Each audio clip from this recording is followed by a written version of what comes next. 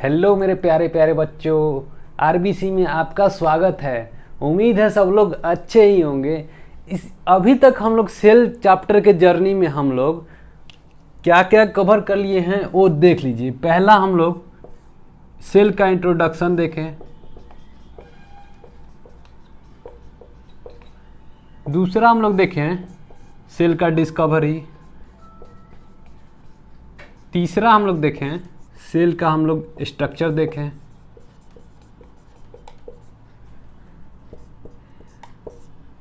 उसके बाद हमने देखा सेल मेम्ब्रेन, और पिछला वीडियो में हमने देखा सेल वॉल के बारे में। इस वीडियो में हम लोग साइटोप्लाज्म के बारे में देखेंगे, जो कि टॉपिक नंबर हमारा 21 हो जाएगा। सेल के जर्नी में हम लोग 21 टॉपिक देख रहे हैं, जो कि साइटोप्लाज्म में है।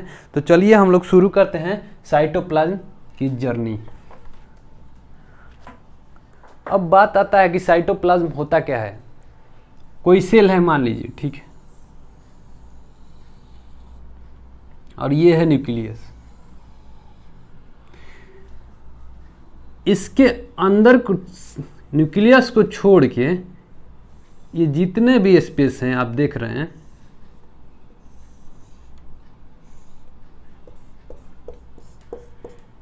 ये जो स्पेस दिख रहा है आपको, ये जितने भी स्पेस दिख रहे हैं ये वाला, ये इसे हम लोग साइटोप्लाज्म बोलते हैं। ये पूरा सेल हो गया, ठीक है, और इस स्पेस को हम लोग क्या बोलते हैं, साइटोप्लाज्म, ठीक है। तो आइए हम लोग साइटोप्लाज्म को डिफाइन करते हैं। तो इसको हम लोग लिख सकते हैं, the fluid field between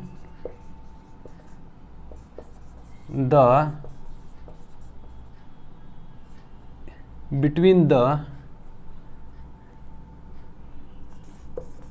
nuclear membrane and cell membrane।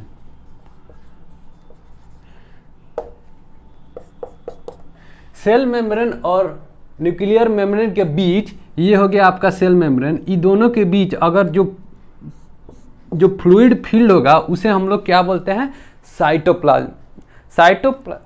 Cytoplasm के अंदर ही सारे जो सेल ऑर्गेनल होते हैं वो सिचुएटेड होते हैं।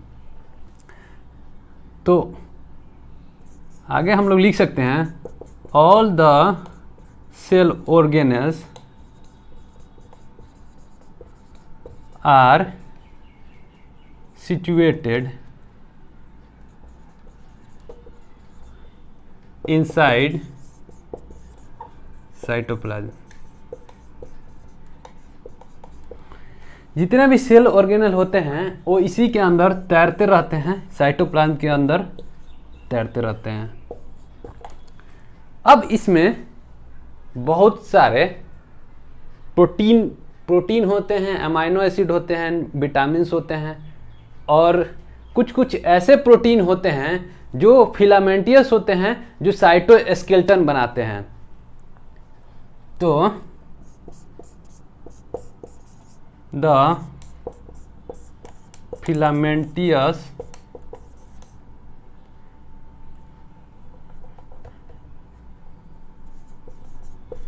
Protein inside the cytoplasm forms cytoskeleton।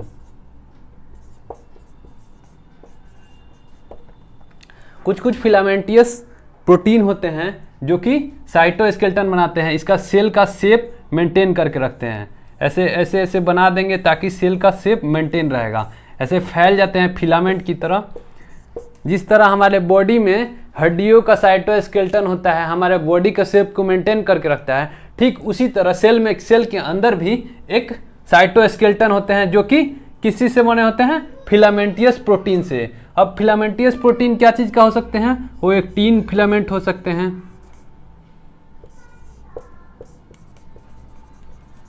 पहला एक्टिन फिलामेंट होता है, दूसरा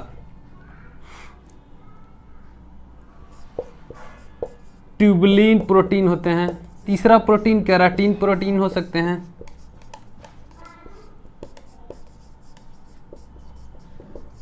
ये जनरली 3 तरह के प्रोटीन से हमारा एक टीन फिलामेंट, ट्यूबुलिन प्रोटीन और केराटिन प्रोटीन से मिलकर हमारा साइटोस्केलेटन, हमारे सेल के साइटोस्केलेटन का निर्माण होता है, जो कि सेल का शेप को मेंटेन करता है। हमारा साइटोप्लाज्म जो होता है वो 2 तरह का होता है, एक्टोप्लाज्म और एंडोप्लाज्म। आइए देखते हैं उसको। इसको आप लोग स्क्रीनशॉट ले लीजिए या फिर इसको नोट्स बनाते चलिए। साइटोप्लाज्म 2 तरह के होते हैं। पहला हो गया एंडोप्लाज्म, दूसरा हो गया एक्टोप्लाज्म।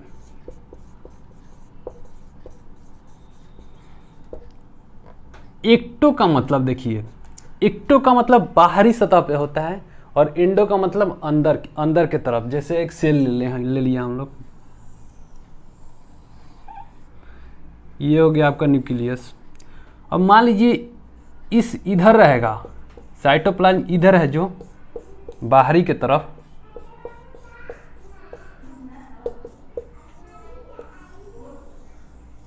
बाहरी के तरफ होंगे तो इसे हम लोग क्या बोलेंगे, एक्टोप्लाज्म। और अंदर होंगे, ये जो पोर्शन होगा इसके अंदर होगा साइटोप्लाज्म, तो इसे हम लोग बोलेंगे एंडोप्लाज्म। इसे हम लोग बोलते हैं इनर ग्रेनुलर साइटोप्लाज्म। ऐसे हम लोग बोलते हैं आउटर क्लियर साइटोप्लाज्म। ग्लास की तरह क्लियर होता है ये। ठीक है, तो समझ गए आप लोग इंडोप्लाज्म और एक्टोप्लाज्म। साइटोप्लाज्म को हम लोग साइटोसोल के भी नाम से जानते हैं, तो इसे हम लोग क्या बोलेंगे, साइटोसोल।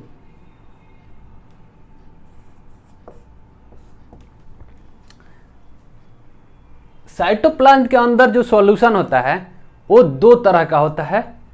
पहला जो होता है आपका true solution, the solution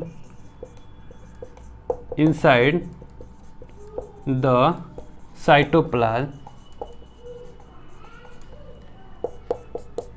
is of 2 types.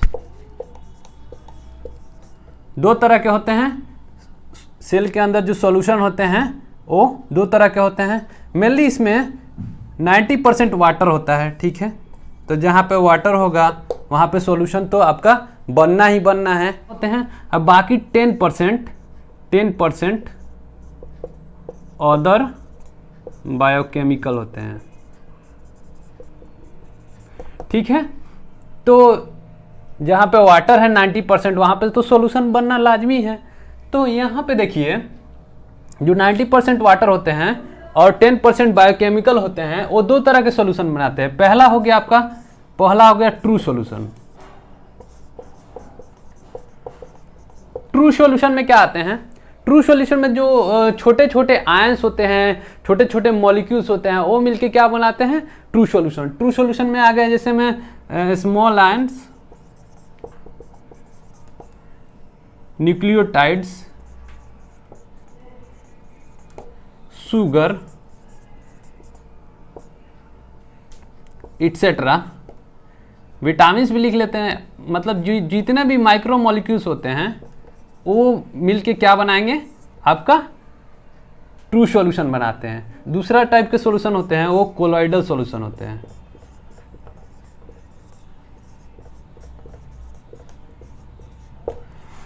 Large molecule जो होते हैं जैसे में प्रोटीन, वो क्या बनाते हैं, colloidal solution.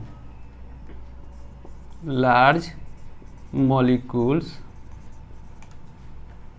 Like protein forms true solution.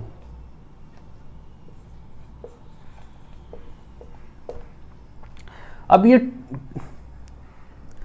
Protein forms colloidal solution.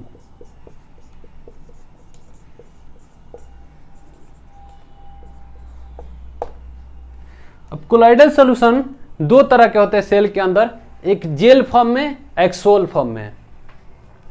एक हो गया आपका सोल फॉर्म में। सोल फॉर्म का मतलब हो गया नॉन विस्कस होगा, जस्ट लाइक ए सॉलिड की तरह होगा।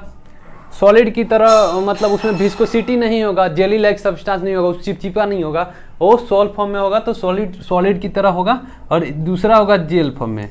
जेल फॉर्म में होगा तो ये विस्कस होगा, जेली की तरह। जब बचपन में हम लोग जेली खरीद के खाया करते थे या फिर अभी भी मिलता है, तो वो देखिएगा, उसको जीभ पे दाबिएगा ना तो वो चिपचिपा लगेगा, आपको खाने में बहुत मजा आएगा। ठीक उसी तरह आपका ये जेल फॉर्म में होता है, नॉन विस्कस। तो इक्टोप्लाज्म जो होता है सेल के अंदर, इक्टोप्लाज्म वो इस फॉर्म में होता है। ठीक है, इक्टोप्लाज्म जो होता है वो इस फॉर्म में होता है, और एंडोप्लाज्म जो होता है ये नॉन विस्कस होते हैं, एंडोप्लाज्म। ओके, अब हम लोग देख लेते हैं साइटोप्लाज्म का मेनली फंक्शन क्या होता है। Function of cytoplasm. पहला इसका फंक्शन होता है it acts as storage of biochemical such as nucleotides, sugar, vitamins, etc. जितने भी हमारे बायोकेमिकल होते हैं सेल के अंदर, उसको स्टोर करके कौन रखता है, तो साइटोप्लाज्म। और इसके अंदर कुछ न्यूक्लियोटाइड जो होते हैं वो सिंथेसिस होते हैं, अमीनो एसिड जो होते हैं इसके अंदर भी सिंथेसिस होते हैं। तो हम लोग दूसरा इसका फंक्शन लिख सकते हैं,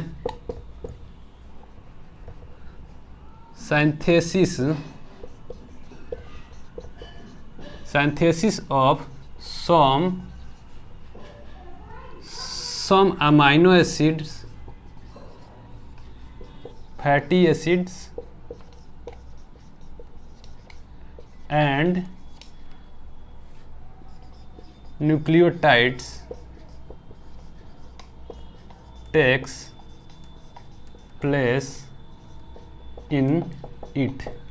जितने भी सिंथेसिस होते हैं अमाइनो एसिड्स का, फैटी एसिड्स का और न्यूक्लियोटाइड्स का, वो होते हैं साइटोप्लाज्म के अंदर। ठीक है, तीसरा इसका फंक्शन होता है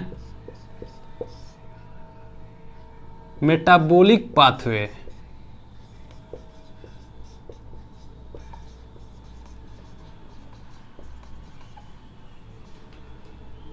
such as glycolysis takes place in it। इसी के अंदर मेटाबॉलिक पाथवे, जैसे में ग्लाइकोलाइसिस का मतलब आप क्या समझे।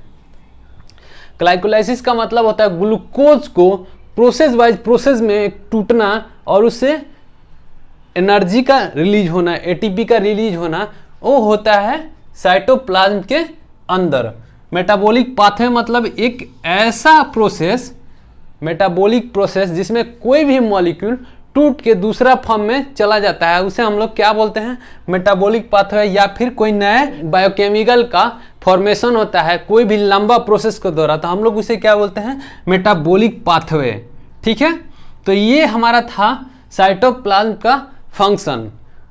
तो इस वीडियो में सिर्फ इतना ही, मिलते हैं आपसे अगले वीडियो में, तब तक के लिए बाय। लेकिन उससे पहले अगर आपने मेरे चैनल को सब्सक्राइब नहीं किया है तो रवि बायोलॉजी क्लासेस को अभी सब्सक्राइब कीजिए, और वीडियो पसंद आया हो तो वीडियो को लाइक कीजिएगा और अपने दोस्तों में इस वीडियो को शेयर कीजिएगा ताकि वो भी बायोलॉजी पढ़ने का आनंद ले सके। तो खुश रहिए, आनंद रहिए और चैनल पे आते रहिए, वीडियो देखते रहिए और पढ़ाई करते रहिए। तो चलते हैं, हम मिलते हैं अगले वीडियो में, तब तक के लिए बाय।